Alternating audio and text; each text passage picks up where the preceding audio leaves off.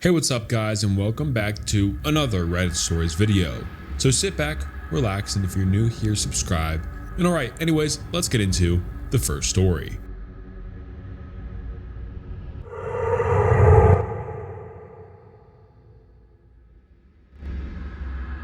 About 2 months ago, my husband, 34M, and I, 29F, were staying in a camper on my friend's property in northern Wisconsin. One night I wasn't feeling very well, so I went and laid down in the camper and promptly fell asleep. A few hours later, around 3 a.m., I suddenly woke up and bolted out of the door and started projectile vomiting outside by the window. My husband called out and asked if I was okay. I managed to say, yeah, in between rounds. When I finally finished and felt like I was okay to go back and lay down, I spit a few more times to get rid of the taste, and as I looked up, there was a face about 3 feet in front of me in the darkness. I stared at it, and it stared at me. I was petrified. I couldn't move. But I was also afraid to take my eyes off of it. I slowly started to move my head up, down and side to side to try and get a better angle or a closer look, and as I did so, it began to mimic my movements. There we were, in the darkness of the forest, bobbing up, down, back, forth, slowly leaning closer and closer to one another as we try to figure each other out. I stared straight into its cold, hollow eyes. I couldn't look away in fear of what would happen if I did. It stared back at me, almost as if it didn't know what I was either. It was too dark to make out any features, but the face had the shape of a human face, but what I could see on the body from behind the truck just looked hunched over and distorted. We stayed that way for what felt like forever until I finally managed to call out, "Babe?" "Yeah," my husband responded. "There's something out here," I said, only slightly raising my voice. "What?" he asked. "I don't know, some kind of animal. I'm not sure, but I'm afraid to move. It's just watching me," I whispered almost to myself. He opened the door of the camper and looked out into the darkness. "Where?" he asked, unable to see what I was seeing. "It's right in front of me, just watching," I told him, bewildered that he couldn't see it. He grabbed a flashlight and shined it in front of me, and it was gone. There was nothing there. I never saw it leave. I kept its cold, dead gaze the whole time. How could it not be there? I'm still very confused by this interaction. I know it was there, I saw it wasn't a dream, and I know I wasn't hallucinating. Can anybody tell me what they think it was? Edit. Just to respond to a few comments. I don't drink, and I don't do drugs, so I was not inebriated. I don't remember all the details because I couldn't see very well, but here's what I got. I couldn't tell how tall it was because from what I could see, it looked hunched over and disfigured. I don't think it had any fur. It was pale in color, but again, it was so dark, I'm not sure what color it was. It had big, black, soulless eyes, like looking straight into a void. It had sharp, jagged teeth, and I don't remember a nose at all. Hope this description helps. Maybe it wasn't a skinwalker because I guess they don't leave Navajo land, but it was really scary. I should also mention that where I was in the woods of Wisconsin, was not too far from the Hannahville Indian Reservation in Menominee County, Michigan, but again, not Navajo, so I'm not sure what it was.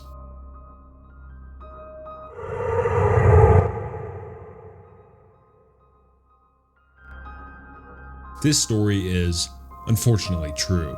I've changed names and ages slightly for privacy. I grew up in the Sierra Nevadas. It's a really beautiful part of the world with sprawling pines, rugged mountains, and crystalline lakes. I wasn't big on camping, but I spent a good chunk of my childhood weekends hiking with family and friends and spent many summer days tubing on the lake. The summer that I was 16, about 10 years ago, now my cousin, Celia, had come home from her first year of college, and her boyfriend, Jay, was visiting to meet her family and friends. Jay, like many tourists, wanted to go on a hike with lake views. Celia and I decided to take him on one of our favorites, a moderate hike through the woods on a gentle incline that peaks at hollow in the trees overlooking Lake Tahoe below. Jay had some hiking experience, albeit in less rugged terrain, and we thought this hike would be a fun challenge with the spectacular views he wanted. It is an in and out trail that takes about 2 to 3 hours at the top and 2 to 3 hours back down. There are some smaller trails that branch off and offer steep inclines or windy paths down towards the lake. The three of us set off on the hike on the first Saturday of his visit. The trail isn't the easiest to find, but it's really popular with locals because of the view and general lack of tourists. It was mislabeled on the most popular trails website at the time, so it was hard to find it if you didn't know where to look. We passed only a couple of other hikers, mostly granola-type couples with camelback water backpacks hiking with their dogs. We made it to the top in good time and enjoyed our lunches overlooking the lake. Jay was appropriately impressed by the views and spent a lot of time taking pictures. In between selfies and bites of sandwiches, we mostly just relaxed and got to know each other. After about an hour of relaxing, we heard a scream in the distance, specifically a mountain lion scream. If you've never heard a mountain lion scream, it's really unnerving. It sounds a bit like a very loud, terrified woman, letting out a blood-curdling shriek of terror. YouTube it, it's truly a horrible sound. This was not good because when a mountain lion screams, it's either part of a mating ritual or two male lions are fighting. Either way, hearing one scream meant there were multiple mountain lions and close. The bears in the Sierras are softies, but the mountain lions will attack you. They'll attack your pets. They'll even been known to attack bikers. There's safety in numbers, but even 3 is risky if you're talking about a hungry lion. Jay was really freaked out. There weren't big predators roaming around where he's from, and the thought of an animal large enough and willing enough to eat him was off-putting. Celia and I were wary but not alarmed. Between the natural disasters that frequently occurred in the region, such as earthquakes, wildfires, mega blizzards, and the sometimes deadly wild animals that got close to town, we were fairly unshakable. We had seen plenty of bears and snakes on hikes, and sometimes encountering critters is the price you pay to enjoy the natural beauty. It also wasn't the first time we had heard mountain lions, and we had both seen them before, albeit mostly from the safety of a cabin or a house. There was also an incident where, as kids, we laid out some expensive steak in my backyard in the hopes of luring a mountain lion to take pictures of it. It did not work, and my mother was unhappy about the steaks. Anyway, Celia and I told Jay that it was fine, but that we need to pack it up and get back down the mountain. We packed up the leftovers of our lunches and took off at a brisk pace back down the mountain. About 40 minutes into the hike back, Jay realized that he had forgot his phone at the lookout in his rush to leave. Of course. After a brief back and forth between Jay and Celia, "I don't need it back that badly. Jay, it is all of your pictures from the spring break trip, not to mention you're a broke college student. Yes, you need to go back." We decided to go back and get it. Well, we decided that Celia and Jay would hike back up to retrieve his phone, and I would stay there, on the trail, alone, to warn any other potential hikers that there are lions in the area. I was mostly worried about those hikers with their off-leash dogs and wanted to prevent a wandering lab from getting mauled. This was obviously not ideal for any of us, but seemed like the best choice at the time. I found a nice rock to sit on in the shade just off the trail and was going through the pictures we took on my phone in plain Temple Run. There was no cell service or internet, but I knew they'd be back soon. Celia and Jay had been gone for around 50 minutes when I heard the scream again, and it was hard to tell, but I thought it was closer than before. I started to get pretty nervous. Being in groups is far preferable when dealing with mountain lions, and I felt like perfect bait sitting there alone on the woods. About 20 minutes after that, I heard the scream again, and there was now zero doubt that it was closer. It sounded like it was coming from up the trail, towards where Celia and Jay would be coming down. Very soon, I sincerely hoped. Logically, I knew that lions don't scream when hunting. They are quiet. If a lion was hunting me, I wouldn't know it. The screaming meant it was doing something else, something not feeding related. That knowledge did not make me less nervous. I became hyper alert, whipping my head around every time I heard a noise or thought I saw a flash of movement. I turned my flashlight on even though it was the middle of the day. I got off my rock to stand in the middle of the trail to have visibility up, down, and in the trees on each side of the trail. A couple of minutes after that, I heard it again extremely close by. By this point, I had full goosebumps and a pit in my stomach, a complete sense of dread. I looked around and tried to find the best place for me to stand, back covered in case of the worst. I decided to wedge myself up against a tree next to the rock I had been sitting on. I had good visibility up and down the trail, still and into the trees across the trail. I continued scanning around, focusing on the trail where I thought the screams were coming from. Suddenly, I saw something, standing still, 20 feet up the trail. A couple feet off of it was a man. He was completely naked. He was filthy, he was skinny, and he was just standing there, looking at me. I didn't even hear him come up. It sounds cliche, but it really was like he appeared out of nowhere, especially since I'd been focusing on looking for the lion in that direction. If you don't know where you're going, it's easy to get lost in the woods around here. The weather can change quickly, and people panic and get more lost in their attempts to find their cars. And it doesn't take long, being alone, lacking food and water, in the wilderness, to make people a little disoriented, a little crazy. The infamous Donner Party incident happened maybe an hour away from where I was standing. My first thought was that the man was probably a lost hiker, and judging by how dirty he was, he'd been lost a long time. He needed help. I had heard about people with hypothermia stripping off all of their clothes and thought maybe that was what happened. Now, this took place during the summer, and there's no way that someone would get hypothermia in July. But that didn't occur to me until later. I started walking towards him, asking if he's okay. I suddenly got this feeling of wrongness. I don't know how else to describe it, but my feeling is dread tripled. The hair stood up on my neck. I stopped in my tracks, maybe 15 feet away now, and had the overwhelming urge to run away. It seemed wrong. It felt wrong. He looked wrong in a way I can't quite articulate. Instead of wanting to help him, I was absolutely terrified of him. I asked again if he's okay. He looked at me, then opened his mouth wide and screamed.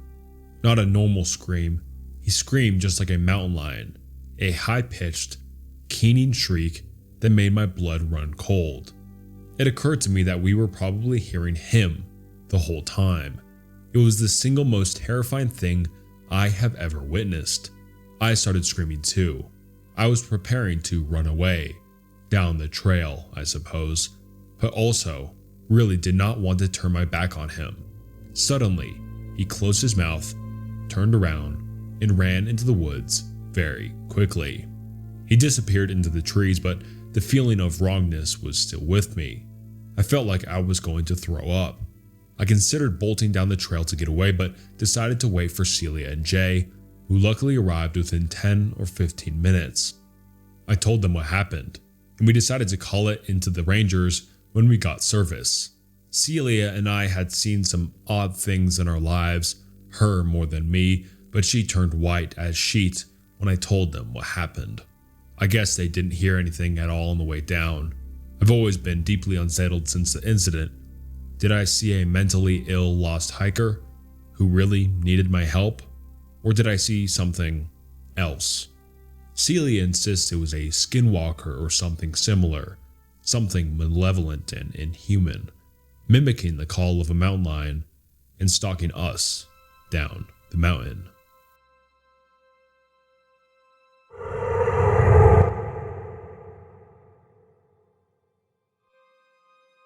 So I want to start off by saying that I am a very skeptical guy. I became an atheist when I was 17, and when my belief in God dissipated, my belief in everything else supernatural went out the window as well. I also want to say that I've lived in Appalachia for all but 4 years of my life, and I'm almost 22, and I've never experienced any of the creepy things people say about the Appalachian Mountains until the story I'm about to tell you. So towards the end of last year, which was 2023, me and two of my friends had sort of simultaneous quarter-life crises. which eventually led us to getting rid of almost all of our belongings, quitting our jobs, leaving our apartments, and living out of our cars and door dashing around the country.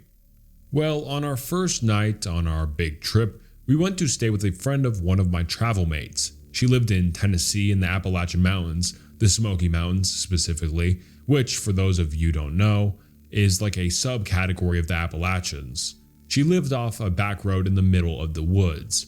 The first night we were there, she had told us that there were strange occurrences on the property. The house was haunted and there was something in the woods. She had told us that whatever is in the woods likes to hang out around her shed. She said that one night she was walking up onto her porch when she got the overwhelming feeling of being watched. Becoming fed up with whatever it was, she screamed something along the lines of, "Go the fuck away into the woods," only for something to scream it right back at her. She claimed to have seen it one night from her kitchen window. She said it was peeking around the shed, staring at her. It wasn't an animal, but it wasn't human either. Out of curiosity, I asked her to describe whatever creature she saw in more detail, but she refused. I, being the skeptic that I am, basically disregarded everything she said and forgot about it. Now, because it was our first night on the trip and it was so fun and new to us, we wanted to sleep in our cars, which were parked right in front of the shed I mentioned earlier. Yes, that shed. We hadn't yet made window covers, so we were sleeping in 3 SUVs with uncovered windows completely surrounding us. But I had no issue with this. I thought the worst that could happen would be that I'd wake up with a bear staring at me. So I went to bed peacefully and woke up in the middle of the night, really needing to pee. I got half dressed, put on my shoes, left my car, walked to the edge of the woods, did my business and got back in my car and went to sleep. I had not a single care in the world. No uneasy feeling, no feeling of being watched, nothing. The next night, I once again wake up, really needing to pee, so just like I did the night before, I sat up in my bed, put on my pants, got my shoes ready, and reached for the door handle. But I couldn't do it. It was like every hair on my body stood on end, and I got this overwhelming feeling of dread and foreboding. Now, I had a makeshift bed in the back of my SUV on top of all the back seats that I flipped down. So I'm sitting there in my bed, looking around through all of my uncovered windows. I can't see anything outside, except for some faint outlines of trees and the glints off of my travel mates' cars. I neither saw nor heard anything that should be putting me on edge. I reached for the door handle again, but I once again got that terrible feeling. I continued to look around, tried to reach for the door, and withdraw my hand. I finally gave up and said, "Screw it," and just peed in an empty water bottle. The next morning, I got up and was talking to my travel mates, and one of them mentioned waking up in the middle of the night out of nowhere and experiencing an overwhelming feeling of being watched. She sat up in her makeshift bed and looked all around, only to see nothing. I can't lie, when she said that, I got a bit of a knot in my stomach.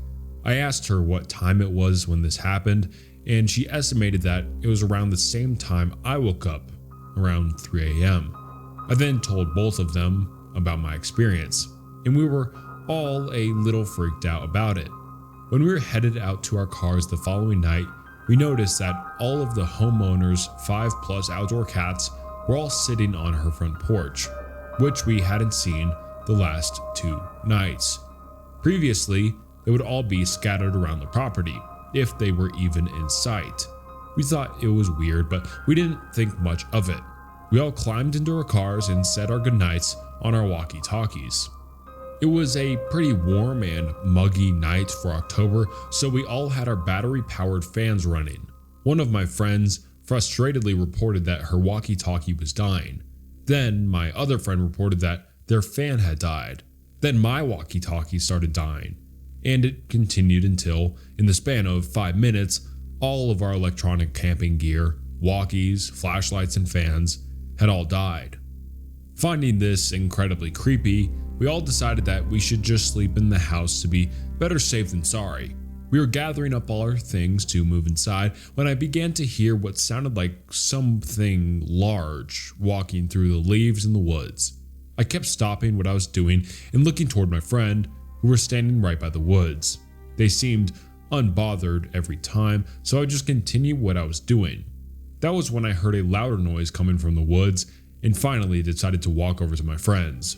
Turns out, one of them was standing watch while the other ones gathered the rest of her things. Me and my friend stood there watching my other friend's back, and it kept sounding like whatever was in the woods kept getting closer to us. Soon enough, my friend had gathered all her things and we calmly, but quickly, went into the house. From what I can remember, we slept in the house the following night as well, but the night after that, one of my friends borrowed some sage from the homeowner and saged all along the wood line and around our vehicles before we got ready for bed. We slept perfectly fine for that night and every night after. No more weird feelings, noises, nothing.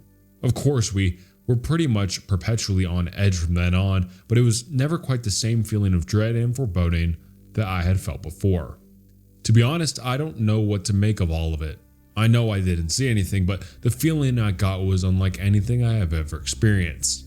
That was the first and only time in my life where I've gotten that feeling, especially just out of nowhere. I've told the story a few times now, and I've had people tell me that it was just a bear, but I don't think a bear would give me that sort of instinctual feeling of danger when I can't even hear or see it. And I'm fully aware that I may be biased now, but I've lended a bit more credibility to the homeowner stories after my experience. For those of you that are curious, no, we are not still on the trip. Unfortunately, the whole thing went downhill after a couple of months, and we are now integrating back into society. We are, however, all still friends, and no, we did not experience anything like this again, despite staying at several campgrounds in the middle of the woods in other parts of the southeast.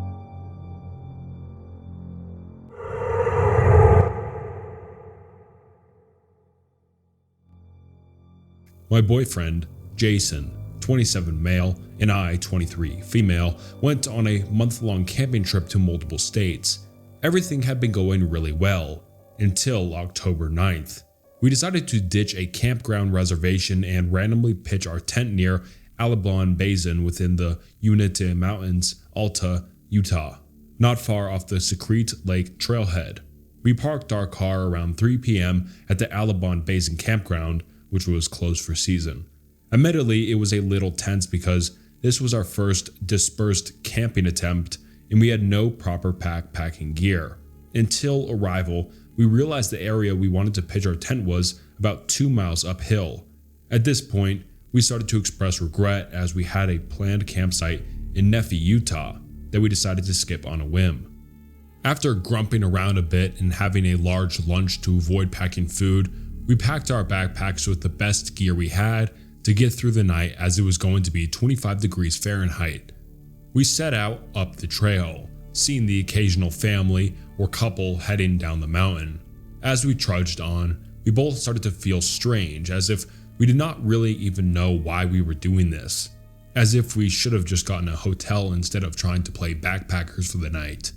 But we both felt like we had something to prove, so we continued. Fast forward, we made it up to the Secrete Lake, totally empty, so nothing like the pictures, disappointing, and eerie. Whatever, we kept hiking up and up in an attempt for seclusion and flat land when we stumble across a decent space. I see a small cave in the distance and pointed out to Jason to deliberate if it's a hell no kind of situation. But after he checked it out, he says it seemed like a small animal crawl space. No biggie. We set up as nightfall was quickly approaching, play some cards, bundle up, and decide to go to bed early around 8:30 p.m. as we plan to leave ASAP in the morning, maybe 5 a.m. We both dwindle slowly, and after what feels like 30 minutes, I woke up abruptly at 11:24 p.m. I woke up with a feeling I've never experienced before. I woke up wide awake, scared but unprovoked, and as if there was no way in hell I was going to fall back asleep.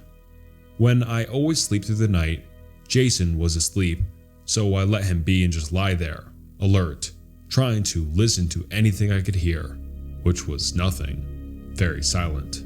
Around 12 a.m., Jason woke up stirring, much to my delight as I did not want to feel alone anymore. I told him I could not sleep, but he suggested I just rest my eyes as we were leaving early in the morning. I agreed, initially not wanting to be a baby and say I was very scared. This was a very short-lived, as Jason could not fall back asleep himself, and we ended up laying there together trying to sleep when I ended up blurting out I was scared. We agreed it's fine for us to stick it out through the night as it was now approaching 2:30 a.m. and we had a small axe and a pellet gun for protection, so I did not want to be frightened. Not even 5 minutes later, we were still wide awake and Jason's head perks up so fast my head jumped out of my chest and I whispered, "What is it?" He replied, "Listen," and I shit you not, we distinctly hear the sound of gravel crunching under boots as if someone walked up to our tent, stopped, and then walked to my side of the tent. I felt the blood drain out of my face in an instant. In real time, this all occurred in no more than 10 seconds, but my mind flashed a million thoughts, and for a millisecond, I was convinced it was a ranger coming to tell us we could not camp here, so I called out, "Hello," my brain entirely sure I heard human footsteps. Within 2 to 3 seconds of hearing the footsteps, Jason grabbed the gun and bursted out of the tent for any chance to confront this person. As I knew, he heard exactly what I had heard. Nothing. There was nothing there. We heard something walk up so clearly, but nothing walked away. Hardly exchanging 2 words, we packed up our stuff, looking over our shoulders terrified, feeling watched, and booked it down the mountain with only moonlight guiding our way, too scared to turn on our flashlights. This was the worst 20 to 30 minutes of my life. Half expecting it to look over my shoulder to find someone following us. When we made it to our car, we locked the doors and started the descent out of the mountains, almost speechless and scared out of our minds. At this point, we reached town about 3:30 a.m. and slept in a well-lit parking lot of a grocery store. We have obviously since discussed what happened that night. We are both haunted by the sound of those footsteps.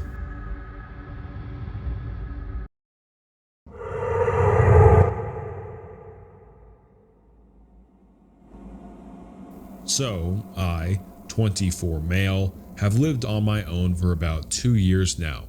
I have a very small bungalow I'm able to pretty comfortably afford. In this bungalow, I have an attic area.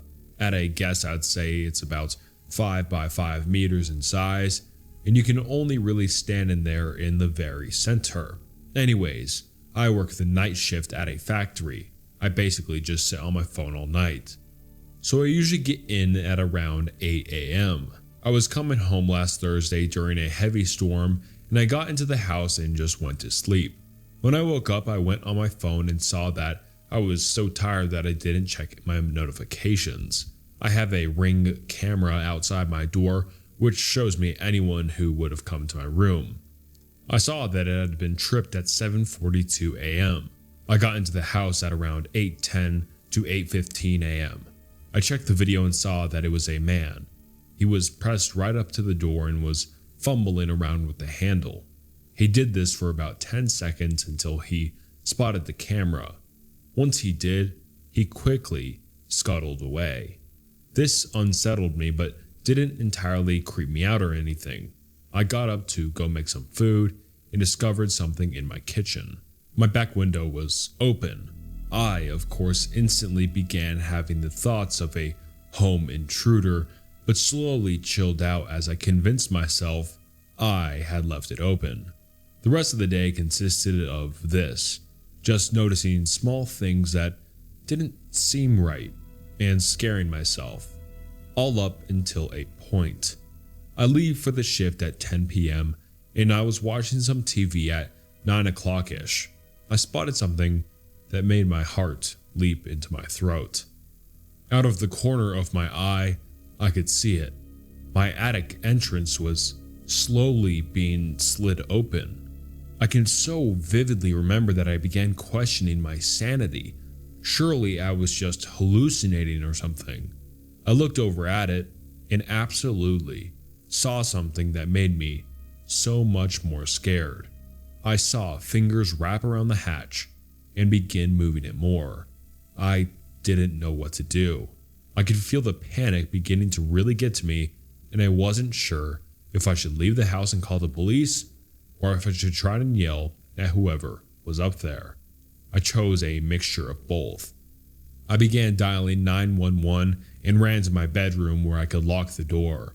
As soon as I began running, I heard the hatch get almost teared off with the speed they moved it, and I arrived at my bedroom door. I looked down the corridor and watched for a second, seeing only a little slice of the blackness up in my attic, and I saw the human hands still holding onto the slides of my ceiling.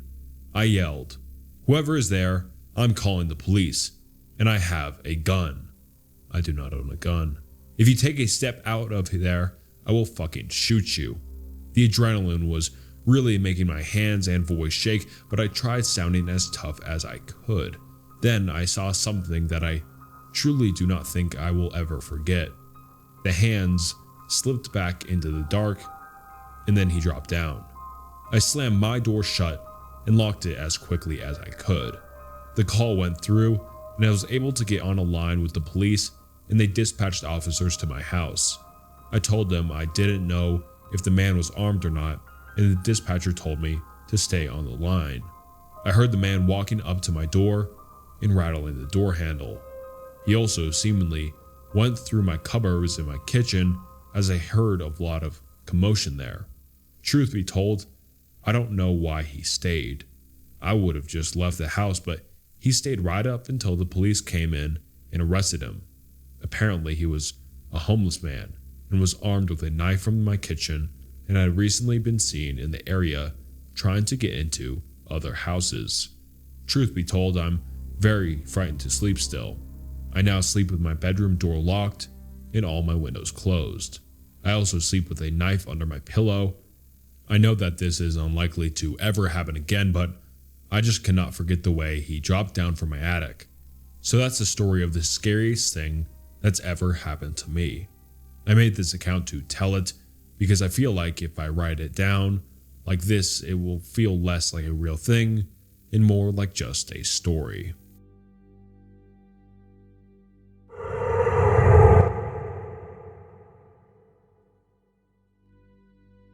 When I was in the service, I worked with power generation equipment in an M1A1 Abrams tank unit.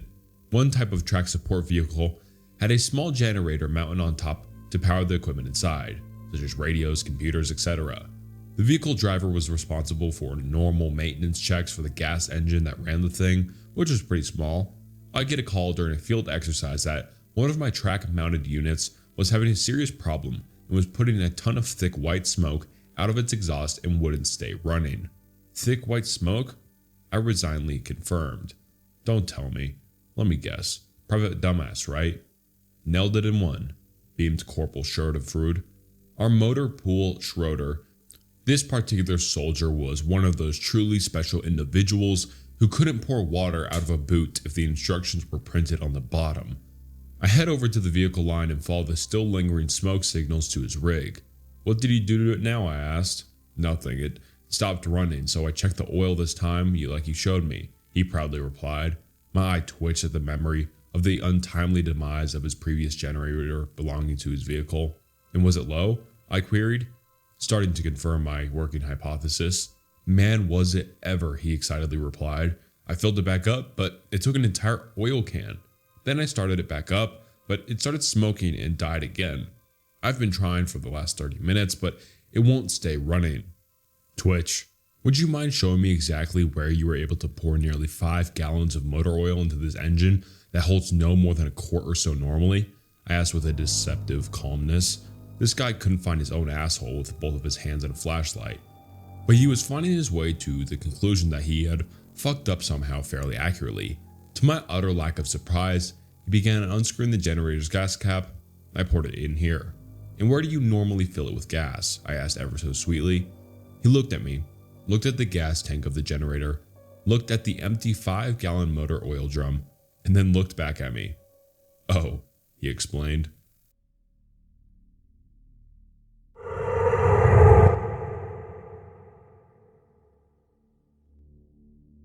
I'm a hunter. I like to hunt wild boar specifically. Though I have been deer hunting and have been known to get a turkey for Thanksgiving, I mostly hunt boar. For those of you that don't know, boar are a big problem in the United States.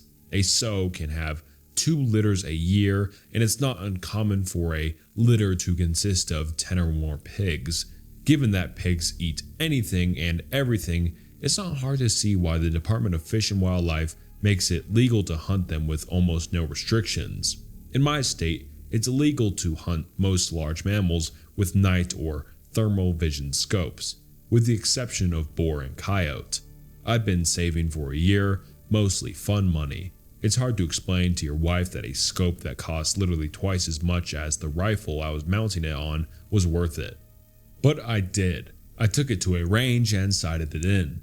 There was an area that was peppered with boar activity that I knew would be perfect for a night hunt. It was easily accessible with my truck, with easy to find spots that I could set up in that overlooked a large and easy to navigate clearing. The night started uneventful, mostly me tinkering with my new toy, cycling through the settings. I was a little impatient. I had spotted multiple deer, but they were out of season, and like I mentioned earlier, my current setup wasn't legal for deer. I moved to another spot I'd seen days earlier that probably wasn't much better than my first, but it gave me something to do and a new angle to look around with my new scope. After an hour or so of glassing the area, it dawned on me. This spot doesn't have much animal activity at all. No rabbit or owls. The deer that I'd seen were hundreds of yards from where I was. Why was this pocket of land so dead at night but lively in the day? I'd set up around 10 p.m. and it was about 2 a.m. when I started to think about packing up, maybe setting up a target before I left and taking some practice shots. I heard a crunch come from the direction I came from before. I panned my scope over and saw the silhouette of a small bear pushing through the bushes. It's important to note that my scope isn't exactly night vision, it's a thermal scope, kind of like a black and white version of what you see in the Predator movies. I adjusted my range and zoomed in a little. I remember jolting a little when I saw that it wasn't really a bear, it was a man. Because he was so low and hunched over, I thought I was looking at a young bear. Is that a game warden? It couldn't be. I would have seen the headlights coming out the road from where I was perched. And where could he have walked from? I was 30 miles away from anything and on public lands. I was about to call out when I adjusted my sights and noticed he was naked. No shoes, pants, or anything. I remember being disturbed by his movements, like a squirrel or something, twitchy and grabbing at the foliage, sniffing around and palming the tree. Was that my tree? The one I'd been leaning against earlier? The thought terrified me. Could he smell me? Then he did something I still have nightmares about today. He squatted and placed his hands in the dirt between his feet and stared straight up like a dog, mid-howl. And I heard it. A voice coming from that direction. A very compelling female voice. Help! I'm lost. There was a long pause, but neither of us moved a muscle. The center of my sights was trained at the dirt in front of his feet. I couldn't bring myself to aim directly at another person. It went against everything I'd been taught about firearms. Were they lost? Was this some guy that had gone crazy out here? Why was his voice so feminine? Help! Please, I can't walk, the voice called out again. That's when I called bullshit. Not only could he walk, when I first saw him, he was traversing the land with ease for a naked person. So good I mistook him for a bear. That's a fucking trap. This guy is trying to lure me to him with a damsel in distress routine. Luckily, the lack of activity before had caused me to pack up most of my gear. I think I may have left behind a hat and a sitting pad, but I didn't give a shit at that moment. I took my eyes off him for a moment to get my pack on. I buckled my chest strap and scrambled for my rifle. To my horror, He was sitting in the same position, but his face was staring in my direction, and I swear I saw a smile. The thermal scope has an effect that makes animals' eyes appear white. How the hell had he heard me get up and put my gear on? He must have easily been 150 yards away. "Fuck off," I screamed in that direction. He stood upright and it hit me how tall and skinny he was. Easily 6 feet and very lean. He took a couple of long strides in my direction and I instinctively sent a round sailing above his head into the tree line. He was freaky as hell, but he hadn't really threatened me. What would I tell the cops? I was unwilling and unready to shoot someone. He stopped dead in his tracks and hunched down on all fours. "The next one will fuck you up. Go away." He stayed on all fours, and this time I had my sights trained on the center of him. His eyes were just above the grass like a large cat or something. I was trying to stop my trembling and knew that my voice had cracked a little on that last warning. I was terrified. That standoff probably only lasted a minute or two, maybe less, but it felt like forever. In an instant, he bolted left towards the tree line opposite the road. So much for not being able to walk. I could barely keep him in my scope, he was moving so fast. He disappeared into the brush, and I sent another bullet sailing high in his direction. I racked another round and tried to pocket that mag and swap for a fresh one, but I dropped it and didn't bother looking for it. I wasn't far from my truck, and I wanted to get out of here. I could hear him in the distance, yelling in this weird sound that could have been a laugh or a cry. I scrambled up the trail and arrived at my truck breathless. I tossed my gear into the cab, but kept the rifle in my passenger seat and sped off. For the longest time I told that story from the perspective of having spotted some deranged crackhead living off the land like some kind of caveman. I reported it to Fish and Game, but all they did was scold me for hunting at night alone. Never received an update. It wasn't until I told this story at a camping trip that my nephew told me about wendigos, rakes, and skinwalkers. My story scared the piss out of him because the spot we were camping was technically the same forest I'd seen the bastard, just 50 miles east of it. He was so spooked, his mom, which was my cousin, had to take him home. She was really pissed. I've gone down the rabbit hole one of these scary stories. I'm not saying what I saw definitely was a wendigo or a skinwalker. I'm saying that if such a thing exists, I may have dodged quite the bullet that night. Or maybe it was just a tweaker being Donnie Thornberry in the middle of the night. Either way, thought I'd share.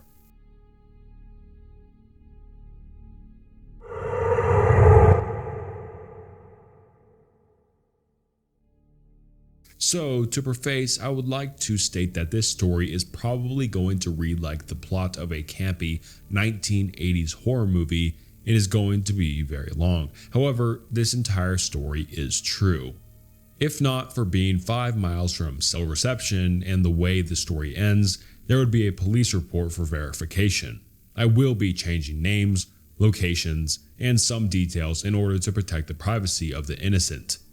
A buddy of mine and I try to camp twice a month now that I have a vehicle that can be trusted to get me to some of the more remote areas of our state.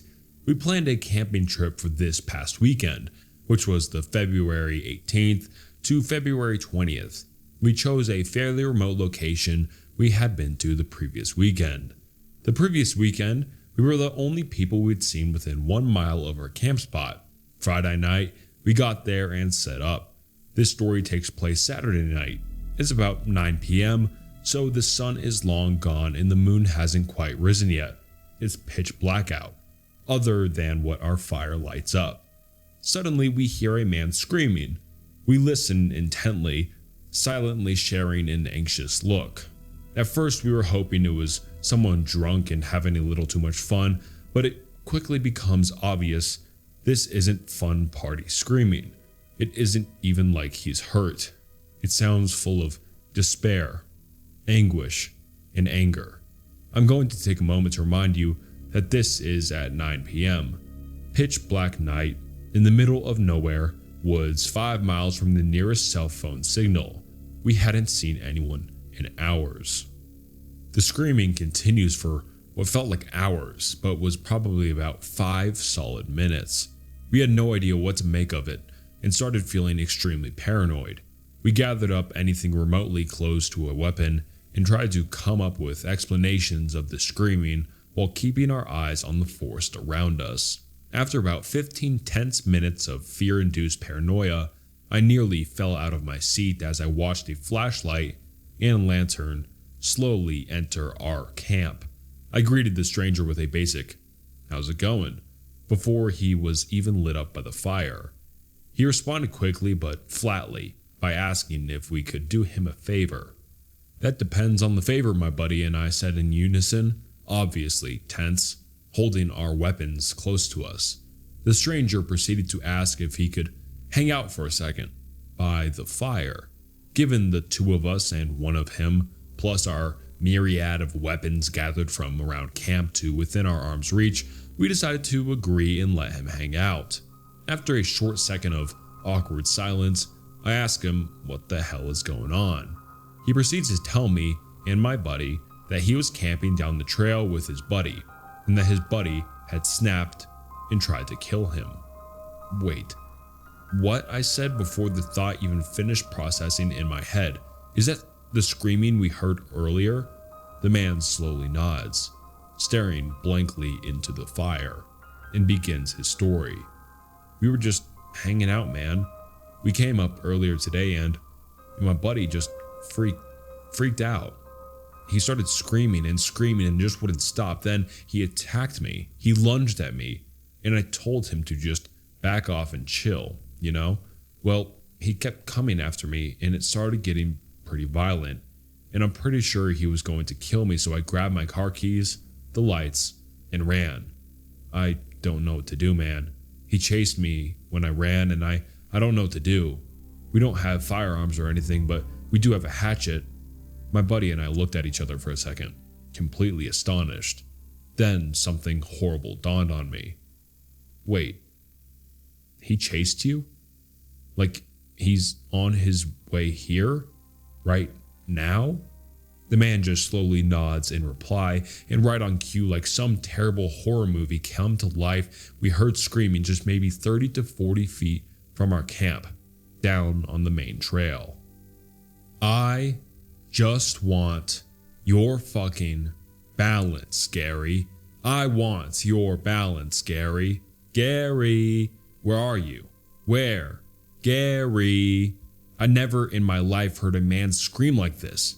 I've never heard anything like it in my life. It was a brutal, guttural scream that was shrilled to the ears yet deep in pitch. The sound of someone gone completely mad. In the way he said the stranger's name would switch erratically from long and sing-songy to short, guttural punches of sound. We killed our lights, became silent, and listened. By some miracle, the madman didn't notice our camp and continued walking down the trail, screaming the whole way. We ended up chatting with who we'll call Gary for hours, listening to the screaming getting further and further. Come to find out, they had taken 4.5 to 5 grams of magic mushrooms each, and his buddy, who we'll call Ty, was a coworker of his and was fine for 3.5 hours, then suddenly snapped. It seemed as though Ty thought he could kill Gary and steal his good trip. We heard the screams get further and further for over 2 hours. By this time, it's 11 p.m. The moon is starting to come out, and it's below 30 degrees Fahrenheit. Ty had no jacket or flashlight according to Gary. My buddy and I are way too drunk to drive out of camp and to get cell service, as it was snowy and icy and required 2 to 3 miles of highway driving after getting off the trail. And Gary was still lightly feeling the effects of weed and mushrooms, so he couldn't drive either. We had to make the decision to let the guy wander, hope he sobered up, and could find his way back. And he did. Oh, he did. Right into our camp. We hear yelling about an hour of no screams, maybe 30 to 50 feet from camp. "Hey, help! Please help me, I'm lost." And we can tell the man's walking from the woods into our camp. We tell Gary to hide just in case and greet the man with me carrying my 12-gauge shotgun and my 40 caliber pistol holster, my buddy carrying his AK-47 style rifle and his two 9mm Glocks holstered, and with our flashlights on our brightest settings in his face. He was about 6'2 to 6'3 and approximately 300 pounds. We talked to him, decided he was calm enough to walk with, and walked him back to his camp. He seemed really remorseful, said he blacked out and didn't remember anything, and he had a falling out with his buddy. He escorted him back to his camp down the trail, returned and told Gary that Ty seemed cool, and if anything else happened to scream and come running. We would come and help him out. Ended up being a happy ending. We made friends with Gary and I got his phone number to make sure the next day he got back into town safely, back to his wife and kid, and we're actually planning a camping trip with him soon. But Ty, who wandered screaming like a deranged maniac into the forest, potentially wielding a hatchet to murder your friend to steal his good trip, or whatever it is in your psychosis-filled mind was thinking, for the love of God, let's not meet again.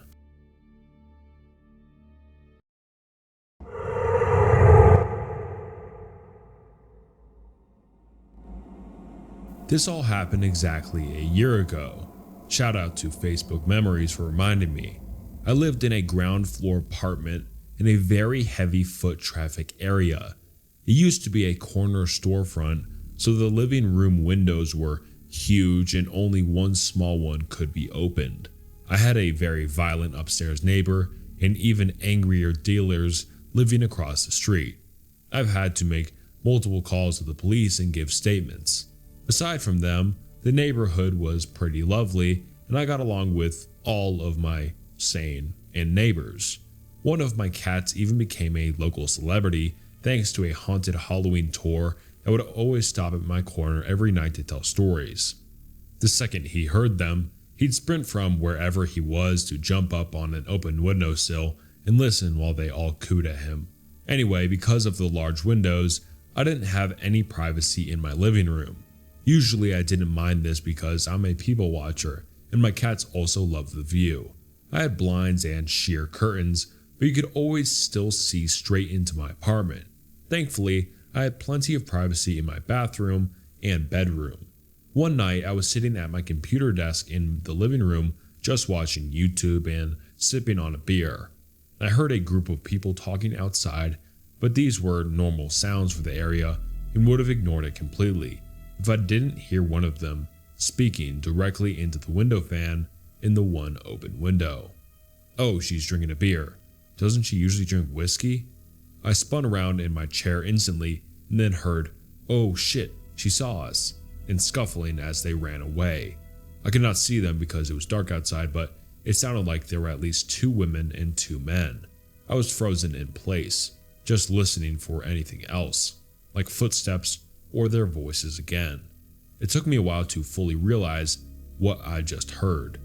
I do typically prefer to sip on whiskey at night, but that day I wanted to try a new beer flavor I saw in the store.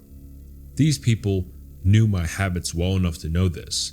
I was also deeply concerned that they knew it was whiskey, since I drink it out of a set of patterned glasses and there was no way to tell what was in them. You could see the kitchen from the living room windows, but I often kept my whiskey in the freezer, so they'd have to see me at a specific moment to know. Needless to say, I didn't sleep that night, and while I couldn't sleep, I remembered another incident that had happened a few nights prior. I keep my bedroom window open at night because I sleep right under it and I like the night breezes. There's a bright security light directly across the street, so even with the blinds down, I still have quite a bit of light hitting the opposite wall. One night I woke up around 3 to 4 a.m., which isn't unusual for me, and just turned on a Netflix movie to fall back asleep to. While laying there, I see the shadow of a head and shoulders appear on the wall, and it just stays there for way too long. I'd guess about 15 to 20 minutes. Now, this isn't very common, but people have stopped to smoke a cigarette right outside my window before. The smell gives me an instant headache, but this time there was no smoke or smell of any kind. Someone was just standing there. I couldn't tell which way they were facing, but after the recent event, I wondered if someone was looking in while they thought I was sleeping. I told my coworkers about these events and they were terrified for me. I was actually planning on moving at the end of October and just slowly bringing boxes and furniture to my new place over the course of the month. Once they heard what had happened, they all banded together and got 75% of my things over in one day. I told them all I cared about was my animals and my bed, but they got everything but the large furniture and whatever we couldn't box up and move before midnight. I love them all very much and appreciate them every single day. I had a couple of anxiety attacks over this, especially when I had to go back for my last of my stuff, but I felt completely safe in my new place. I also got a full-blown security system with sensors and cameras. Unfortunately, this wasn't the first and ended up not being the last time I was watched or stalked. I still visit the area of my old apartment from time to time because it's a great bar scene. I don't think I'd be able to pick out their voices, but no one's given me weird looks or vibes since.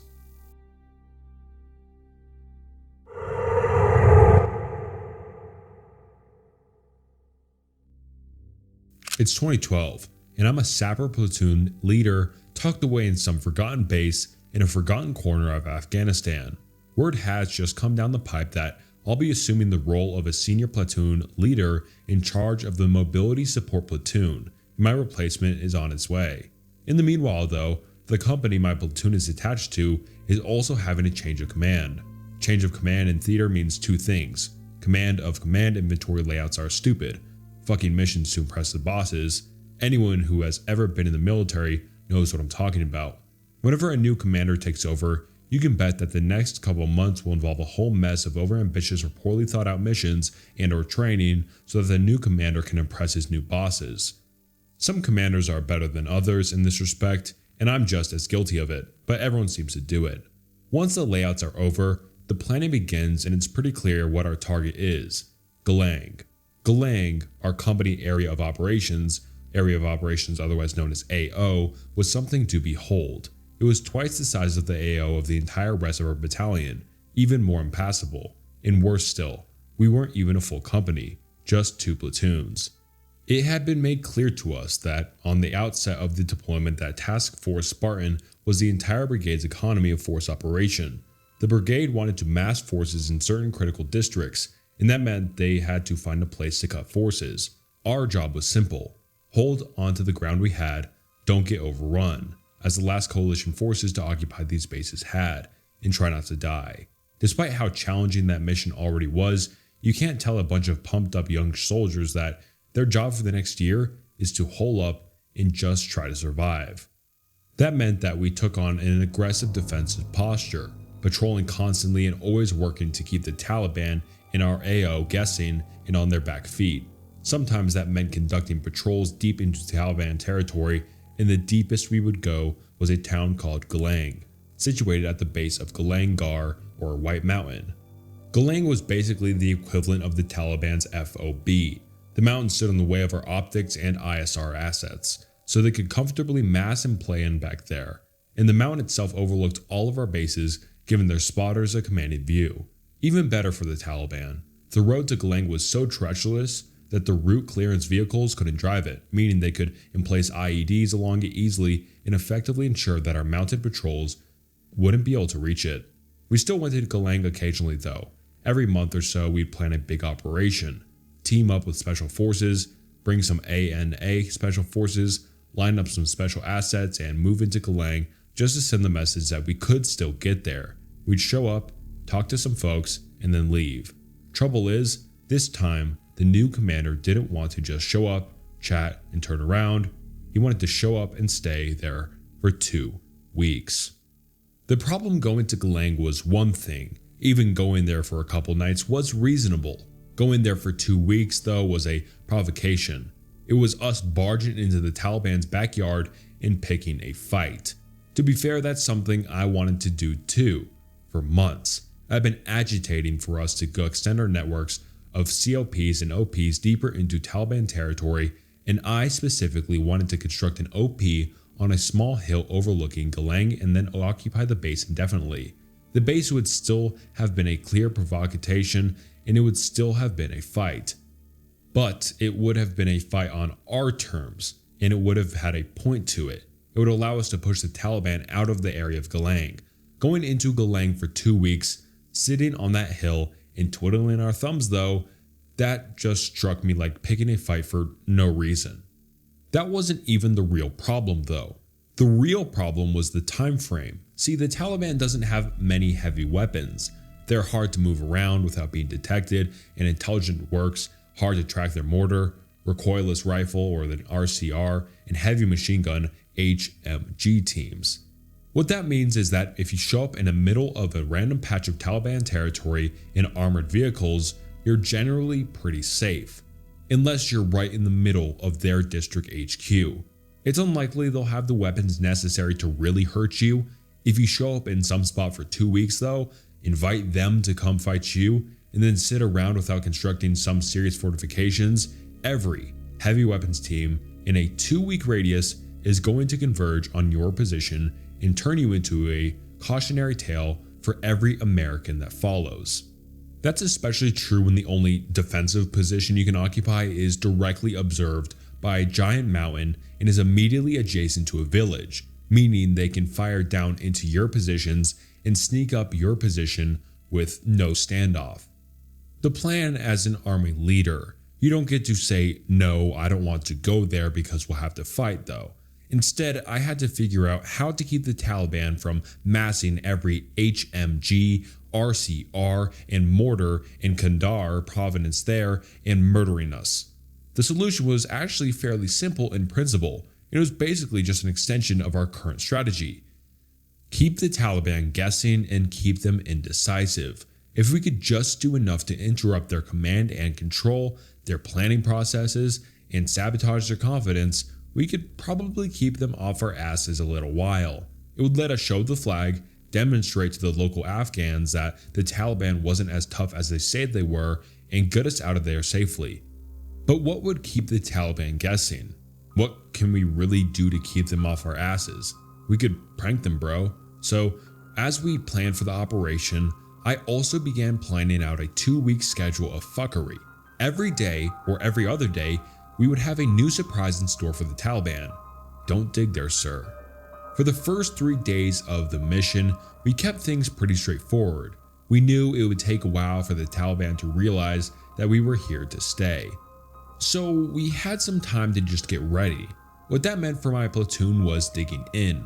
Our strikers were already upgunned. We were a company minus in size, but had a full infantry company of weapons, so we had a couple extra 50 cals and 240s. So circling them up on the hill overlooking Galang was already imposing. To add to that, I brought out a couple extra 50 cals on tripods and we dug them in on the top of a hill and placed trip flares all around the base of the hill. The trouble with Afghan soil, or at least the soil where we were, is that it's rocky as hell.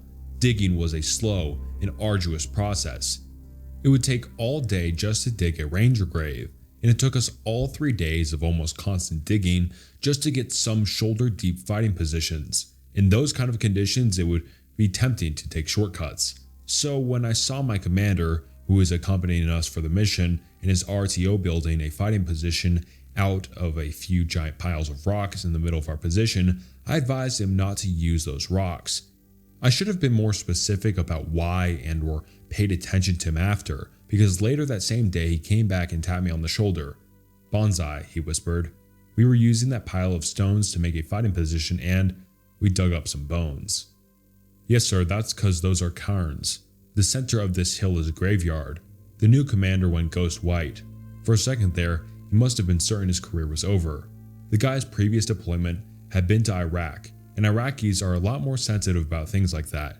In Iraq, digging up a graveyard would have been a huge incident and led to tons increased insurgent activity. Thankfully, the Afghans were pretty cool about that kind of thing. 3 generations of endless warfare have produced a pretty pragmatic people.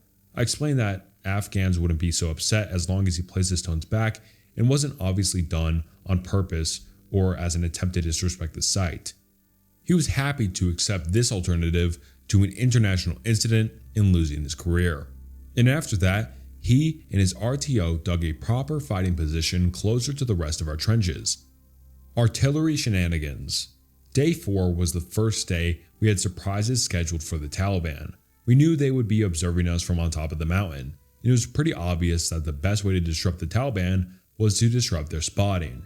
Here's where field artillery really got to be my heroes. See, apparently, when they're in theater, field artillery has to fire a certain number of rounds of each type every so often just to certify their guns or something. I forgot what the process was called, but it basically meant that every couple weeks, every gun would have to fire a round or two at the side of some empty mountain. Knowing that we had the mission coming up, I worked with our fire support officer to make sure that the Galang Gar would be the target of all those test shots at once every other day intervals throughout the 2-week period. It was a way for us to essentially fire artillery randomly at a mountain, without actually breaking any rules.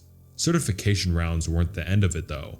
For the last few months, we had also made a habit of firing illumination rounds over random Afghan army bases in the middle of the night. It was our sort of way of spooking the Taliban and reminding them that if they tried to sneak up on an Afghan base at any time, they could suddenly find themselves bathed in flare light. That worked real well, but by this point the Taliban were becoming fairly used to the illumination rounds. Planning for the mission though, I looked over the full roster of rounds the battery and our AO had and noticed something I hadn't expected to see: smoke rounds. Smoke rounds are designed to airburst and release a massive curtain of smoke.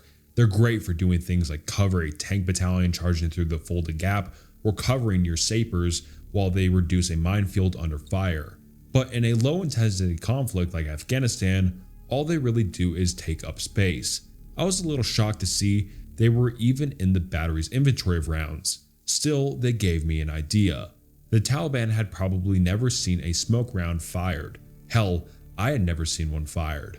I knew that if we ever wanted to scare the pants off of them, we could fire off a few smoke rounds. Even better, because smoke rounds weren't dangerous, we wouldn't be restricted from firing them near villages like Galang, so it came to be that about a week into the operation, we did a pre-planned smoke mission on top of Galang Gar.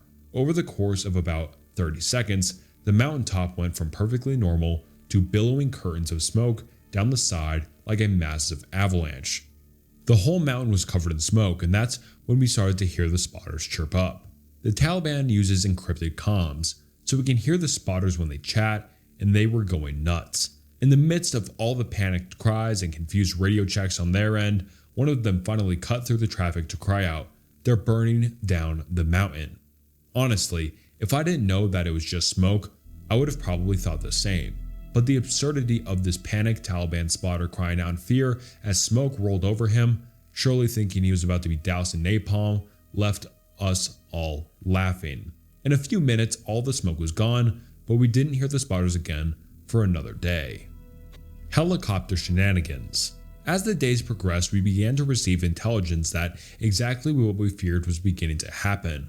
The Taliban were beginning to consolidate in the region, and they had moved at least one mortar team into our vicinity. The pranks had slowed things down, but the last week were going to be a real nail-biter. That much was predictable though, and we had stacked up most of our air support requests for the second week we'd be out there. Among these requests we had 2 wild cards, and the first was a pair of empty Blackhawks. See, in terms of how air support is prioritized, it goes something like this: Special operations, support for air assaults or big missions, support for operations in our brigade's main effort districts, support for our battalion in their main effort AO, and somewhere way at the bottom is support for these idiots we told to just hide in their bases and survive. So when we put in our request for any and all air support throughout this 2-week mission, one of the bottom of the barrel offerings that came back was essentially, you can have 2 empty Blackhawks, but we can't support an air assault, so you can't use them for that. Basically, all you can do with them is have them flying around for funsies. Do you still want them? Maybe 2 Blackhawks aren't useful for a real operation, but when you're just fucking with the Taliban, they'll do the job. Day 9. The Blackhawks check on station for their mission. It's simple. The They're going to perform false insertions at 2 points on top of Galangar. We perceive their landing with more smoke to really sell the idea that we're actually putting troops up on top. Nothing's up there, but the Taliban doesn't know it, and it would be another couple days before a spotter worked up the balls to go back up there and check. The second wild card was a repeater hunting team. The army had some cool guy name for the teams that I've since forgotten, but the basic idea is that you can request an Apache teamed up with a Black Hawk with radio direction finding equipment on it. They would come out, fly around the area, use the RDF to pinpoint a signal's location, and then the Apache would destroy it, either a spotter or the repeater. Trouble is, when the repeater hunting team finally showed up, the local Taliban commander was wise enough to know what was going on. I honestly don't know how this guy was smart enough to figure things out, but as soon as the team showed up with a chatter went something like this. There are 2 helicopters. What kind of helicopters? One with the guns and one with the soldiers. Shut up then. They're looking for us. The spotter shut up. Now there was no radio traffic coming in. And with the team on station for only about a half hour, we had a very short window to get them talking. After being here for over a week too, there was very little news for the spotters to actually call in about us, so the radio traffic was also a little sparse already at this point. That's when I had my epiphany. As an army leader, I spent all my time working hard to keep my soldiers from doing stupid things and getting up to hijinks, but right now, that was exactly what we needed. I went running around the hilltop and let all of my soldiers know that they needed to start acting like jackasses. Do anything you can to get the spotters talking. Honk the horn, dance, do backflips, whatever the fuck you can do to be spotted and get them talking. Pretty soon the entire hilltop had erupted with the stupidity of 30 combat armed soldiers embracing their ape selves. I even got into it when my gunner ran over to me with 2 long whip radio antennas, tossed me one, and challenged me to a sword fight. It was the most fun you could have in the combat zone in the middle of enemy territory. It didn't take long before the radio came back to life. The Americans are fighting each other? Be quiet, they're trying to find the repeater. One of them is dancing with his pants down. Stop talking. But the spotters couldn't stop talking. It was like he was hypnotized by the jackassery. Eventually, the commander stopped trying to tell him to stop because he could tell that he was only adding to the chatter. But the spotter never stopped giving updates. For the next 10 minutes, a constant string of chatter came in until we finally heard the Apache call in that he found the repeater. A short burst of chain gun fire later, and the radio chatter got a lot more staticky. End of the Afghan prank war. Somehow, all of our stupid planning paid off. The Taliban did eventually do some fighting, but it was limited to just long-range harassment fire around day 12. Nothing that was a real threat, and the mortar team that entered the area never even fired a round. I can't say for sure that what we did anything more than scare a couple spotters and blow up a repeater, but I'm pretty confident that if I weren't for all that, we would have had a seriously deadly fight on our hands by week 2.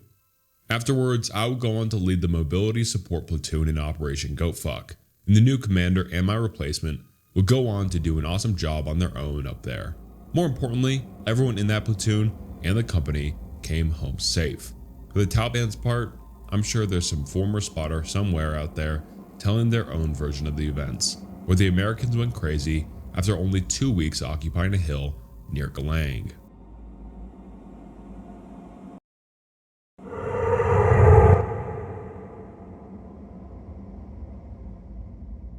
Hey everyone, not sure if this is the right place to post this, but I'm definitely spooked. Also my very first Reddit post, so sorry if it's a little jumbled. So today my friend, let's call her Ray, and I were in my car at night, windows rolled down and screaming our heads off to loud music. We were feeling absolutely happy, laughing and having a great time overall while driving around the rich neighborhoods looking at huge mansions. Now here comes what spooked us majorly. We start getting a little put off because of how dark this road was. Plus we were going into the middle of a forested area and everything around us was getting darker and darker. I had to turn on the brights on my car. Now we still didn't say anything to each other seriously, only joking around, being a little nervous and getting weird vibes. I make this mistake of turning down a forked road, and immediately we feel sick to our stomachs, both at the same time. I just looked at her, and we both started saying about how something is not right. It was such an urgent feeling of terror, dread, knowing something terrible was going to happen if we stopped the car. We felt like we had to roll the windows up because we wanted to be safer. Once we finally sped up and started leaving, I felt an intense feeling of something watching us, and I just could not make myself turn to look to my side into the forest or behind us. The second we got off that road, it felt like a weight came off our shoulders, again at that same time.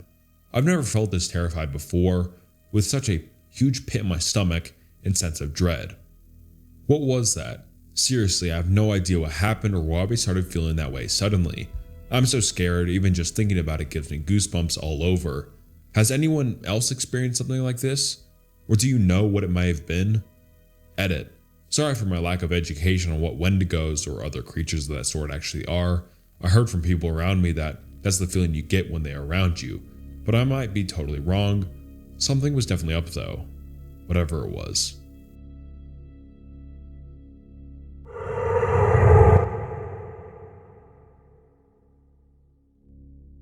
I bought my first house in 2003 and was over the moon.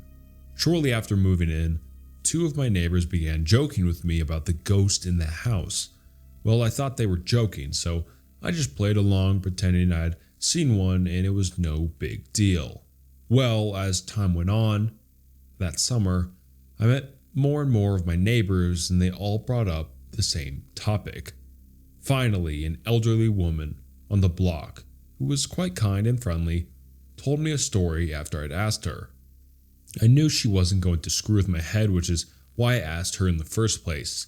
Turned out the previous owner purchased the home and never lived there because she said it was haunted. Sounds in the night of footsteps and sobbing, and glimpses of a man sitting in the kitchen, covered in blood. One of my neighbors helped me with the renovations of the house and said that he was putting up drywall when he felt something lift up his dreadlocks. Though I've had paranormal experiences before, it had been years, and by then I just chalked it up to night terrors. One day, I went to a small neighborhood video store to rent a movie, and I had to fill out a form with my demographic data, and then my credit card info. The owner of the store looked at my form and said, "Oh my god, you live in that house." I asked her what she meant and she explained that her former employee had committed S-word in my house. She came to the house as soon as she'd heard, but the house had been taped off by police as the potential crime scene. She told me that he had just moved into the house with his partner and called his mom because he wanted to invite her over to meet his partner and come out to her. This was in the early 90s when being gay was a big deal. His mother already knew he was gay because he bought a house with a man and disowned him right over the phone. That same week, he received a letter from an HIV testing center stating he had tested positive for HIV. This is when HIV was a death sentence. He then sat at the kitchen table, ate a bowl of cereal, and shot himself in the head with a revolver. Since then, she has had multiple paranormal experiences in the store, with videos flying off shelves and even levitating off shelves. The most I've experienced is sounds at night, sounds of Cheerios being poured into a bowl I don't eat cereal, and sounds of sobbing in the kitchen. I often awake to both. I remember my grandmother saying, "When the dead come to you, they want something. Perform an act of charity in their name and pray for them." So I did. I sat down at the kitchen table one night and lit a candle and told him that each night I would recite a novena prayer for him before I lit a candle. On the 9th night of the first novena to St. Anthony, patron saint of lost souls, I heard uncontrollable sobbing. I felt a strong presence of grief and despair, and the sound of hyperventilated breathing, as though someone could not catch their breath. I sat in the presence of this, knowing it was not malignant, but rather a connection of intimacy and compassion of which he was in need. For 45 days, I said a novena prayer before a lit candle for his soul, and had a mass said in his name. A few times I had awakened to feel his presence standing over my bed, but knew it was not a malignant presence. This still happens from time to time, but less and less frequently.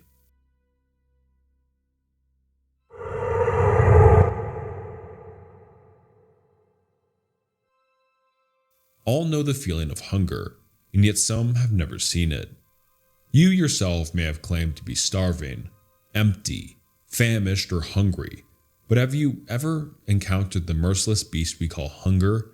Have you ever considered that thing you call starving is only the fingernail of the monster that plagues the minds and souls of the innocent and sane, breathing down your neck and clawing at your skin with blood-covered nails, desperate to get inside? Only blocked from you gobbling down cheeseburgers, pizza, donuts, fruits, and veggies. And yet some have come close to hunger. Some of the worst instances of mass hunger known as famines have plagued us for centuries. Ireland, 1845. Russia, 1921. China, 1959.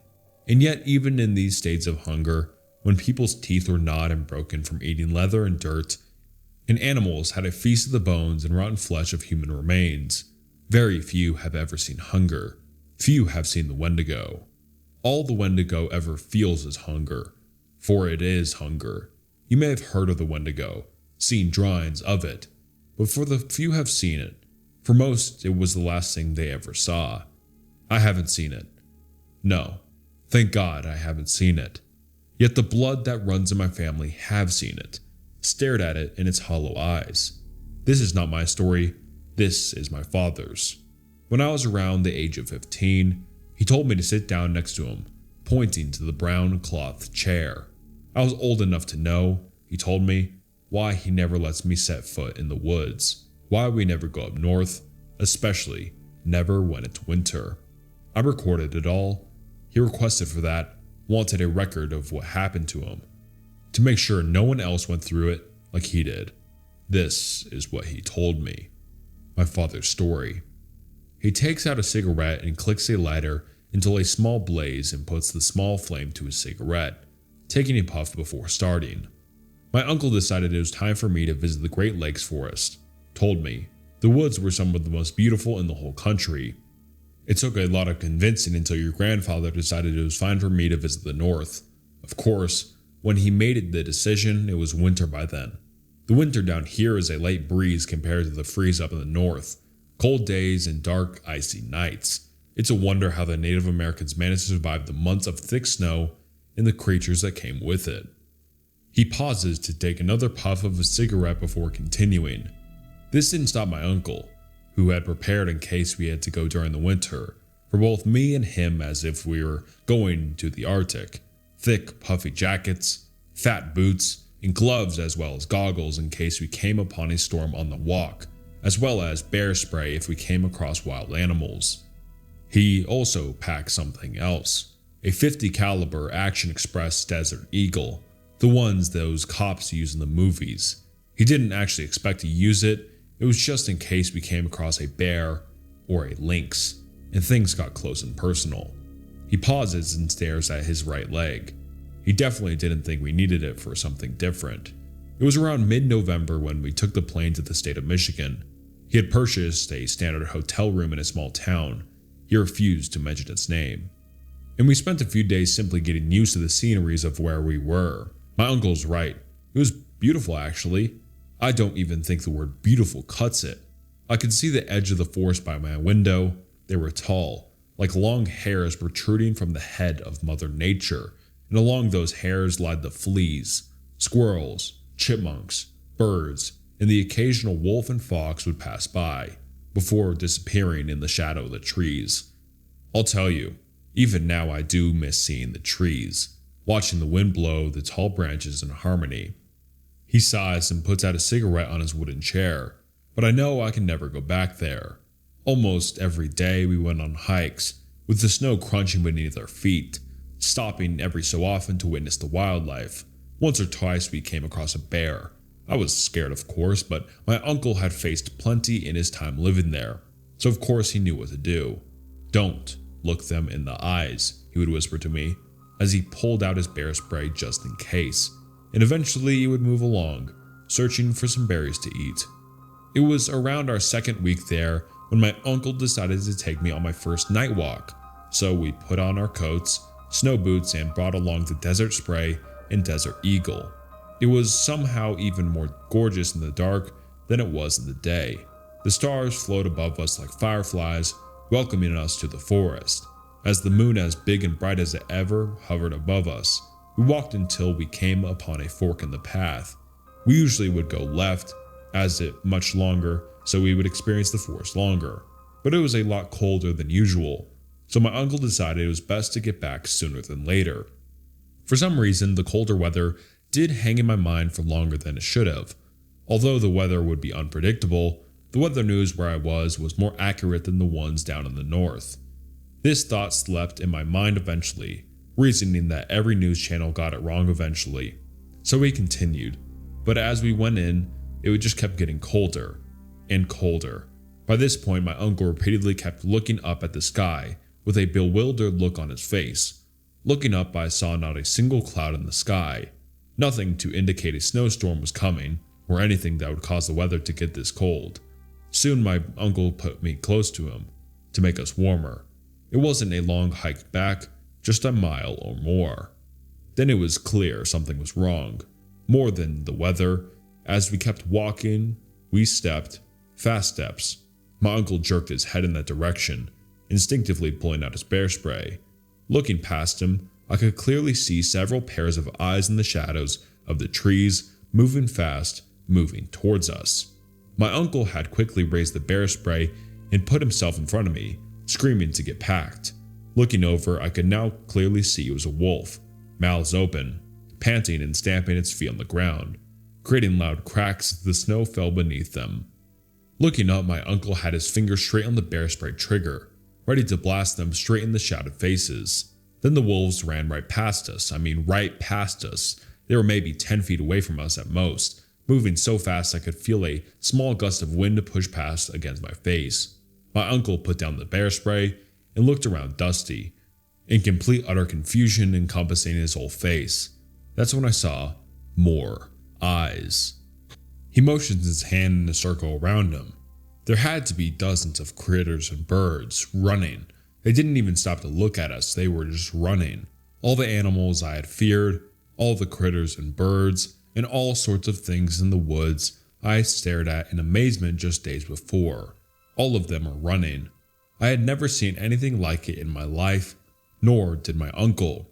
He decided that it was time to go, most likely because whatever the animals were running from was something that we didn't want to come across.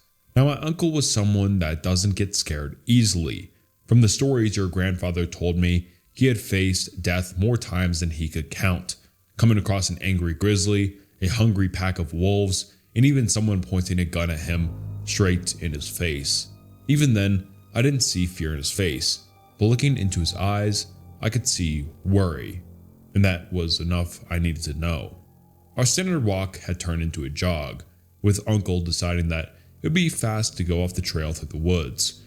On the trail, there was a clear opening overhead for the light of the moon and stars to shine through, but off the trail, the pine needles blocked most of the light that came through, with small beams piercing the thick hide here and there. My uncle just kept walking straight towards the town. He probably just had a half a mile left when he suddenly stopped, making me bump into his back. He didn't move, didn't even make a sound, almost like he had stopped breathing. "Uncle?" I asked in a squally voice. I looked ahead of him, my heart pounding against my sternum as it pumped blood like a bicycle pump. Up ahead was the outline of a person. Though it was too far away to see any facial features or any features at all, it was, 30 seconds before my uncle started backing up, gesturing me to do the same. "Hello? Can we help you?" I heard a tremble. It was a small one, but it was enough to tell me everything I needed to know. My uncle, one of the coolest people I've ever known, was scared. Slowly, ever so slowly, my uncle put his hand behind his back, moving towards the bear spray. But my eyes nearly popped out when his hand went past the bear spray and moved towards the gun. Crack. Up ahead, I heard what sounded like a small twig break, and breaking eye contact with my uncle's hand, looked forward back at the figure. He had taken a step forward, stepping on a small branch that poked out of the layer of snow. And with that step, there was a new feeling in the air. It wasn't the cold, it wasn't fear, it was hunger, an almost lustful amount of hunger. "Look," my uncle said, as his hand still gradually moved towards the Desert Eagle. "We don't want any trouble. We're just trying to get back to town, so if you could please..." He didn't get to finish the sentence. By this point, my father stopped looking at me, instead looking out the window. It all happened too fast. First, there were the steps. Fast, rampant. Each step came with a snarl. It was too fast for my uncle, too fast for me to process. What came next was the gunshot. It rang off the trees, bouncing back into my ears, making them ring like a church bell. He got one shot off before it got to us. One shot off before it made him scream. It slammed into him, flinging both me and his gun to the left, slamming me on the ground with a loud thud which knocked the wind right out of me. Oh God, the screams. It didn't kill him quickly. I didn't see it happen, but I heard the crunch of teeth growing through flesh and meeting bone. It probably stopped there for a second to savor the taste of blood against its rotten teeth before it continued. I'm glad I didn't see it happen, but I could well damn hear it. Splish and splash as blood poured on the ground as it continued to sink its teeth into his flesh, seemingly hard for it to hold back. It had enough of the taste, now it wanted to eat. Crunch after crunch came, following by tearing and popping sounds. I think it was pulling the organs out of his stomach. Don't know how long I had my eyes closed, but the moment I opened them, I was facing away from them and looking at the light that bounced off a silver object, the Desert Eagle. I stood up, still shaken from the fall. The funny thing was I wasn't scared. My brain must have taken a hit, making it difficult for me to process what was happening behind me. I took a casual step forward, towards the gun, cracking the snow beneath my feet, and that's when the crunching stopped. That's what I remember where I was. We both turned around at the same time. Its eyes met mine, and my eyes met it, if you could call them eyes. I say this because I didn't even know if they were eyes. They were black and hollow and black. I say black because all there was in those eyes was black. Then there was the rest of its body. I couldn't believe the thing that did that to my uncle was unbelievably skinny. Its ribs poked out of his chest, bones clearly seen through its slender arms and legs. There were antlers that looked like that of a deer, protruding from its head. He pauses and thinks for a moment. No, it wasn't a head. It was a skull, because that's what it looked like. A skull with deer antlers coming from the top of its head. And even as it crouched, I could see it was tall, even towering over me in that stance. He both stared at each other for what felt like hours before it turned back around and continued eating what was left of my uncle. Did it even care that I was there? Why didn't it just attack me next? Just get it over with? I didn't stop to ask these questions. I just turned, picked up the gun, and ran. For a second I considered taking a shot, but I didn't know if my bullet my uncle shot at it hit it. If it did, then I don't think the bullets affected this thing. All I knew was I had to get away. So I kept running and running and running. What probably took just 10 minutes felt like an eternity. And then I saw the lights of the town. I'm gonna make it, I thought. Hope creeping up my spine and into my brain. And that's when I heard the distant footsteps. I turned around for a split second and felt that hope come crashing down all the way to my toes. There it was, probably just 1,000 meters away. I could see its eyes. They weren't glowing or anything, they were just so black they stood out even in the darkness. And it was running fast. I couldn't believe my eyes how fast this thing was running. I would bet all of the money I have that this thing could easily be a gazelle high on cocaine. I turned my head back around and continued running, putting all my strength and energy into my legs to just get away from this thing. But the steps just kept getting closer and closer. Now today I understand why it didn't eat me before, because it knew that no matter how much I tried to run, it would never fail to catch me. And it did. A jolt of pain tore through my leg when it clamped its teeth into my leg, the teeth reaching my femur and making a small crack in it. This thing had unimaginable strength to pick me up in its mouth and flung me several dozen feet. I landed head first, shock and pain staring at my head, spreading throughout my entire body. but soon the pain was going away. As I felt myself slipping away out of consciousness, in the background I heard it crunching, savoring the little bit of meat it got out of my leg. This is it. This is how I'm going to die. I believed it. I truly believed it, but then I heard it. Get up. It was my uncle. You aren't going down that easy, are you? The words were all I needed. Every emotion in my body, hopelessness, fear, sadness, despair, were all replaced by one. Rage. I turned around and pointed the gun, which I managed to keep a hold of, and pointed it straight at its face. It turned, seemingly shocked that I had a weapon in my hand, but soon after it charged. I wasn't aiming for anything, just pulled the trigger, almost seemingly in slow motion. I saw the bullet fly and go straight into the void that was its eyes. Time stopped for just a second. Then it stumbled backward, grabbing its face, and I heard it scream. For the first time in the recording, I saw fear flicker in my father's eyes, and then he continues. When I saw it open its mouth, I expected a monstrous bellow or a loud shriek. But what came out was worse. It wasn't the sound of a monster, but the sound of a people. Hundreds of people. Men and women screamed in pain and agony. The elderly shrieked in terror. I could hear babies crying and toddlers screaming as if they were denied a toy. But one scream remains in my mind forever. The only reason I can't ever forget what happened to that day. Because I heard a specific scream come out of its mouth.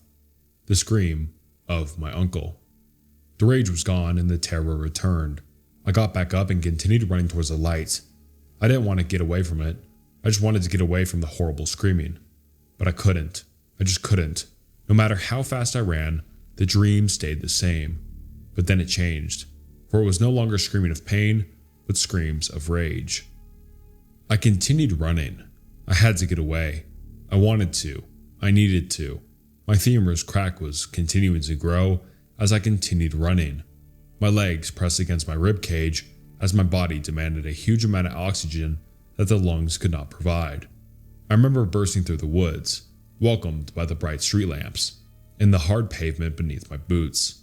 And when I had burst through out of the woods, my body had used up all its strength and I fell. The last memory I got before blacking out was the screech of tires, a man looking over me on the phone, and before I lost consciousness, I turned my head and turned towards the woods. I saw it, standing there, one eye closed, and the other empty eye staring at my own. I didn't need to see its face to know what it felt. It was angry, it hated me, and it was still hungry. I woke up the next day in the town's hospital. By that time I had been out for 3 days, and your grandfather had flown over after he heard the news. I was greeted with his tears and his warm hug after he saw me awake. I told him and everyone else everything, about the thing, about Uncle, everything. They didn't believe me, probably thought the number of hits I took on my head made me reimagine a little old bear as a monster. They did send out a search party, however, didn't find it, but found my uncle. The rumors spread how every bit of flesh, blood, organ, and even the bone marrow was stripped clean, and all that was left was a clutter of bones. He sighs. That Wendigo is probably still out there, continuing to eat innocent people, continuing to hate me for being the one that got away. And there's more out there, more that will not stop until they are full. And they are never full, and never will be. He pauses. The most disturbing thought I have had is that one of my uncle's voice in my head when the Wendigo had me on the ground. Sometimes I think, was it actually my uncle's voice telling me to get up? Or was it that thing telling me to get up? Wanting me to put up a little more fight so it could make the kill so much better.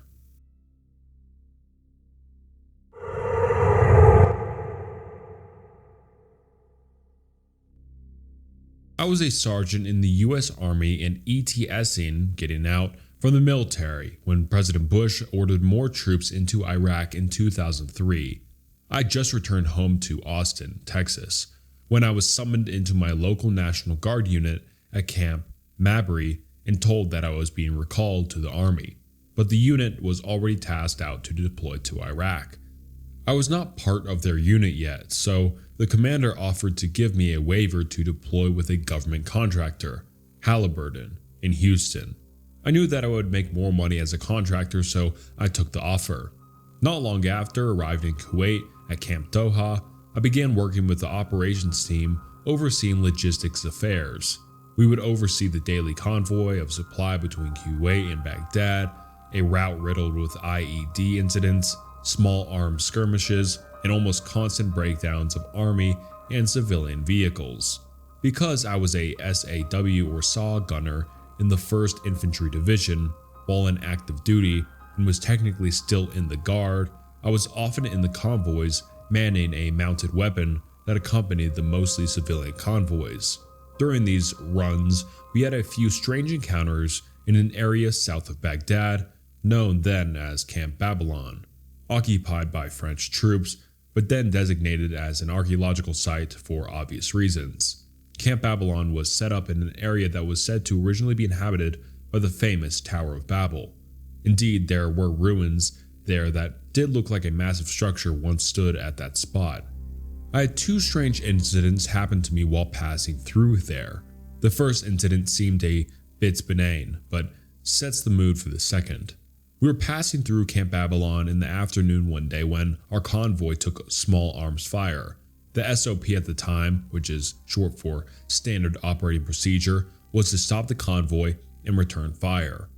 This was because in the past, such incidents ended up being a long gunman attempting to scare the convoy into running into IEDs on the road. Because of this, the SOP changed to stop the convoy, dismount, and return fire, while engineers looked for explosive devices on the road. We scanned the horizon for enemy. Nothing. They most likely fled immediately. However, the ruins around Camp Babylon were alive with shadow figures that seemed to move around the area. Several times we would spot the figures, but they would immediately disappear. A contractor, lying beside me with his weapon, commented, "How odd that we are in the shadow of Babel and fighting the supernatural." I didn't respond, but knew he was a 32nd degree Mason who was really into the arcane aspects of Babylon, etc. I didn't feel at the time that much was supernatural, but certainly did see the shadowy and bizarrely small figures dart around the structures. Once the road was deemed clear, we continued on to Baghdad. The second incident occurred about a month later. At this point, the weather in southern Iraq and Kuwait had turned quite cold at night. During this encounter, we had just completed the supply run to Baghdad and were returning back to Camp Doha in Kuwait when a vehicle in our convoy broke down. Once again, we found ourselves right at Camp Babylon. While the army mechanics took a look at the vehicle and the rest of us took up fighting positions around the area, strange things began to occur. It started with a strange light bobbing in the desert. Thinking it was a person with a flashlight, we used NVGs, which is short for night vision goggles, to watch. It was simply a glowing ball of light moving towards a set of ruins. After initial contact with the light, a few of us had moved forward away from the convoy to see what the source was. After seeing it was self-contained and not a person, we were a bit alarmed. Then we heard a sound that I will never forget. A long wailing began from one of the ruined structures or foundations not far away. It sounded like a woman in agony mixed with loneliness. On and on the sounds went while we huddled in the cold and dark, wondering what the hell we were listening to. With our NVGs equipped, we used our flashlights to spotlight the ruins. If you've ever done this, you will know that a normal flashlight with NVGs looks like a massive beam of light. We scoured the area, but no source of the wails or the ball of light were seen. About this time, we were told via radio that the vehicle was repaired and ready to roll, so we decided to return to the convoy. I was slinging my SAW over my shoulder when I noticed my contractor partner was staring at the ruins in horror. He was frozen. I shook him and snapped out of his stupor, quickly leaving the area with the rest of us. Once we were back at the camp, it was pleasantly daylight, and following morning, several of us were chatting about the encounter at Camp Babylon before our daily operations briefing. It was then that I remembered the terrified expression on the face of the contractor, so I asked him about it. He was still obviously traumatized by the event, but managed to explain that, as we were leaving, our position on the sandy hill, he saw a tall, black figure standing beside the ruins. It was watching us as we were looking for him, her, it. He said that he felt an instant wave of despair hit him and thought he was going to die. He didn't remember leaving the area. His next memory was in the Humvee headed back to Kuwait. I now write non-fiction books about haunted places for Llewellyn Publishing and have visited hundreds of reputedly haunted spots. But I'll never forget the wailing figure at the ruins of Babel. It's also worth noting that when I related this story to some of our Pakistani employees at Camp Doha and Camp Afrijan, they also were quite horrified. One of them, a translator we called Ardi, said that we had encountered a Dijan, or a damned spirit, and that we were lucky to be able to tell the tale. I agree.